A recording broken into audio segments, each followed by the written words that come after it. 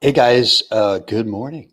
Running a little late, a minute late. My apologies. I know. It's Brent Abel here, webtennis.com. Hope you're having a great day so far, wherever you are. We got a little weather out here in the West Coast, specifically in California desert. I'm looking at San Jacinto's out west. Snow up on top, maybe the top half, top third at least. Anyway, I think grass court tennis might be out of the picture today. That's okay. That's all right. I have to get in the stationary bike today. Get a little workout going. I'm looking forward to that. Guys, hold on for 1 second. I want to tee up a video here that I've got for you that I want to talk about with the backhand chip return to serve and doubles. And I'm going to talk about one thing and specifically about it that is importante. Before we get into the backhand chip return to serve in doubles, and specifically if you're a righty from the ad court, if you're a lefty from the deuce court, and yeah, well, you'll see in just a sec. Hey, look, so what I'm going to do is I think I mentioned a few days ago, I'm going to kind of host a reboot, a January 2021 31-day reboot. And we're going to just kind of go through 31 days of trying to, first of all, really try to boost the immune with, seeing if we can't increase what we're doing with obviously with the COVID thing, but also just in general, just try to boost the immune system. And some of that's going to be building some new habits, maybe not building new habits, but reestablishing habits that I think are good and that have helped me over the recent years. One of the things I'm going to do, and this may be a total shocker to you, and look, I would love for you to join me. I'm going to send out a link where you can sign up for it. It's going to be free, no charge, and I'm going to do a daily every day in January next month. Kind of just a little thought about either it's going to be about cardio, about exercise, about diet, about supplementing that diet.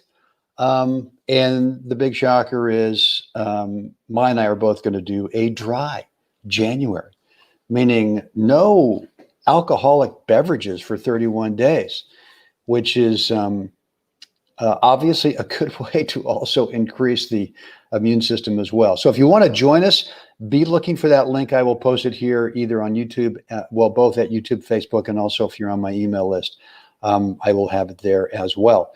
And I think, let's see, what else have I got here for you? Let me go ahead if you look in the description area, there's a link that will take you to webtennis.com, where two things. Number one, you will just got to drop in a first name and email address, and you'll get access to my free topspin second serve course. No charge. Happy to give that to you in exchange for saying, hey, thanks for signing up and getting on my email list.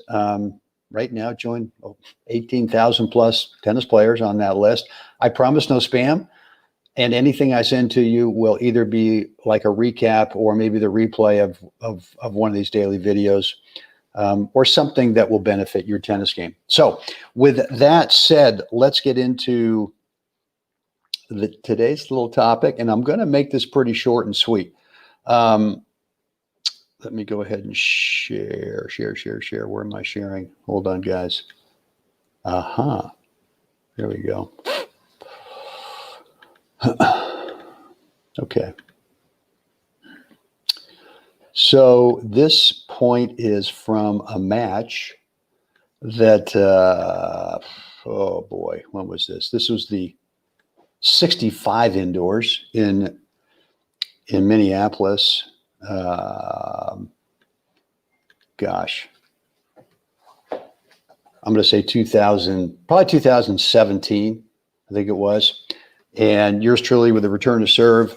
And I got Frank Zebo as my partner, and we're playing against Dan Bohannon, who's serving, and Brian Cheney, his partner, who's up at net.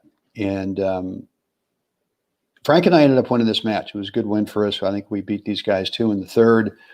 And but look, I want to go through and kind of talk about one thing with the chip return to serve. And this is a second serve right here. He's missed his first serve. And so, and look, he typically serves to my backhand on the second serve for whatever reason. I don't know, but I'm just looking for it, right? And one of the things we've talked a lot about is the between points routine. And after someone misses their first serve, I kind of go into that third part of the between points routine in between the first and second serve. And that for me is when I'm the returner, what's most likely to happen? Where's the server most likely going to play the serve? Just not saying it's going to happen 100%, but just to be looking for it.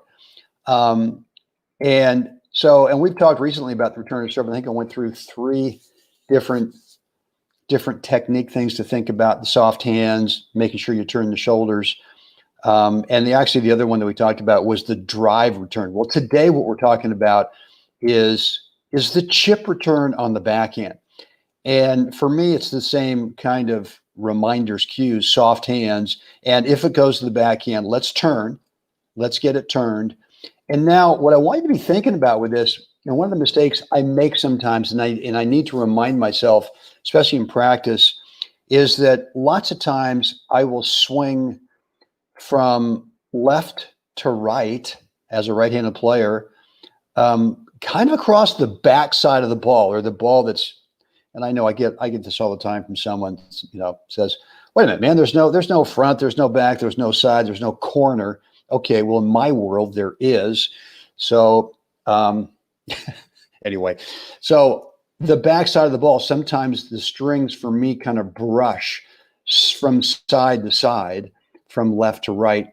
And it actually ends up doing the opposite of what I want, which is to take the ball cross court. It sort of gets this inside out spin that starts curving more towards the server's net partner. So one of the things that and the reason I'm bringing this up today is because we played some doubles yesterday. And one of the things I thought about was, if I get this second serve, is that I'm going to come around with contact with the racket around the outside corner of the ball, the corner of the ball. And to me, that's the left side. I know, again, there's going to be someone to say, well, there's no corner in a round ball. Okay, fine. And this is the only way I can articulate it. I try to come around with the racket head coming around that outside corner so that I contain the ball and end up getting it where I want to go, cross court and down at that server's feet, right? So that's something for you guys to think about. Second serve and in doubles is to think about coming around the corner, that outside corner of the ball, contain it. And then what is the purpose of the return of serve, boys and girls? Is it to hit such a great shot that it's not coming back? No, the entire purpose of the return of serve here is to play for your partner. Play for your partner. Your partner's already the one who's up at net. So why not play a shot that gets in front of them where they can now be in a good position to clean up, or to be able to poach, or to be able to fake poach, whatever it is. And so I guess that's it for today, you guys. I mean, this is kind of short and sweet, is just getting around that outside corner of the ball. Think about it. And, for me, if you don't get the shoulders turned, if you don't get here where you could get around the corner, then if you're facing too much forward, it's really tough to artificially kind of work that racket around the outside of the ball. So make sure that you get and look, I mean, why couldn't you think about the shoulder turn as, I mean, we all, we've been told forever, you got to get the racket back. That doesn't work so much for me. I try to feel like I'm trying to point that front shoulder. I'm trying to point the front shoulder at the ball. And if I'll do that, that gets me turned sideways enough, That's a pretty good reference point. That's kind of a tangible reference point rather than just, hey, turn the shoulders into a full 100% shoulder turn. That's not very accurate. What might be more accurate for you, as it is for me, is point the front shoulder. In this case, it's the backhand, so it'd be the racket shoulder. If it's the forehand, right, it's the non-racket shoulder. But in this case, point the shoulder and get around the outer part of the ball and just play it as an approach. Just get her down, get it in front of your partner, and now let's kind of take it from there. So there you have it. There you have it. Short and sweet. We're under 11 minutes. Hope this has helped. And look, I'd love to hear your, what's the one issue that you're having with your backhand chip and charge, return to serve, and doubles that you're not as accurate as you want to be, or you're not as consistent, or mindset wise, you're maybe trying to do too much.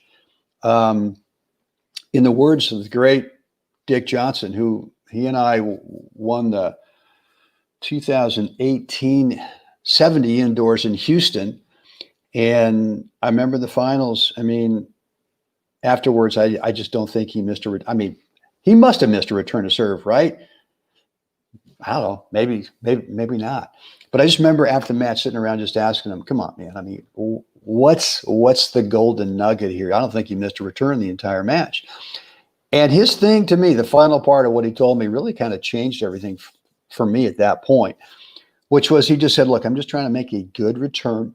nothing spectacular, but just trying to hit the ball cleanly. And again, I'm assuming, and he's saying that his level, right, at the top age group level, he's saying no matter what I do, if I really unload, I'm still assuming it's coming back.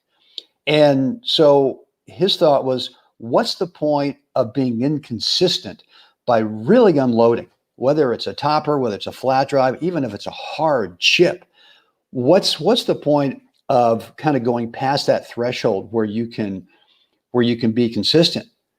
And so he was very comfortable with this thought of, I'm going to play a good return, take it up to my threshold that I know I can be consistent with it, and assume that no matter how well I hit it, it's coming back. And here's the thing that he said was, and we'll just take it from there.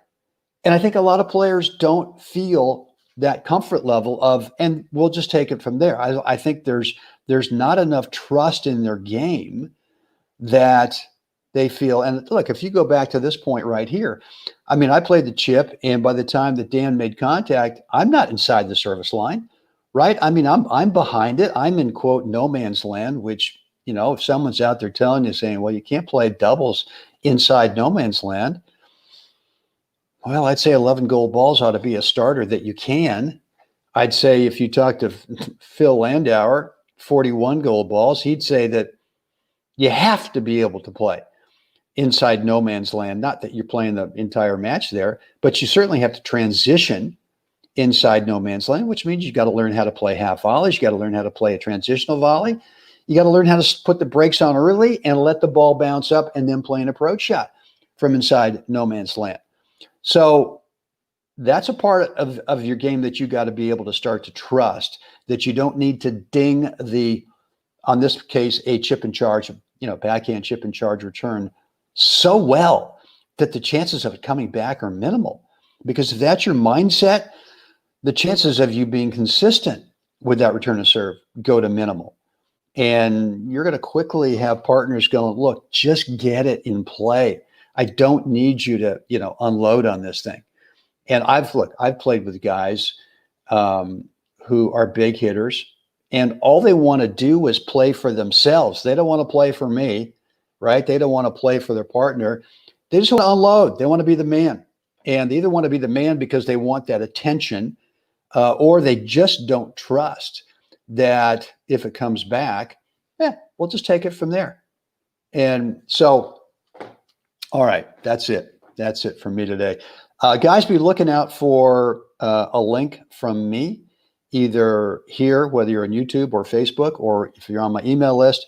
And I'm gonna host a 31-day reboot starting January 1. And I'm going to give you some ideas on on diet, on exercise, on what I take to supplement, all that stuff. Not only for me, number one is knocking out inflammation, but number two is kind of a non-buzzy, non-caffeinated energy source. Recovery is huge. Recovery is big time, especially at this age. And as much tennis as I love to play, and I do some off-court training, man, I mean, recovery is like front and center. So all those things kind of combined, I want to work on in January. And if you guys want, I mean, join me in my ongoing dry this January. No alcohol. Yeah. Well, let's just see. Let's just see. And I always tell people who are trying something new, like let's say they want to lose a bunch of weight, and I just say, look, let's go for 30 days. Don't even measure from day to day how you're feeling or how you're doing. Just commit to the plan for the next 30 days. And on day 31, let's reevaluate. And maybe there are some things that you can add back in there to your diet. Maybe there's some whatever, but maybe, just maybe, you are feeling so good on day 31 that you're going, man, I don't want to go back to what I was doing. Right. I kind of like the feeling of this, and I built some habits over 30 days. So let's try it for another 30 and kind of see how we feel after that second 30. And so, it's something where I just coach people on that. Just let's not look for the rest of your life. Let's take this in real small chunks and see where you end up. And we'll just reevaluate then. Guys, with that said, any questions, any comments, any remarks, just drop them into the comments area here, or you can direct message me or shoot me an email, brent@webtennis.com.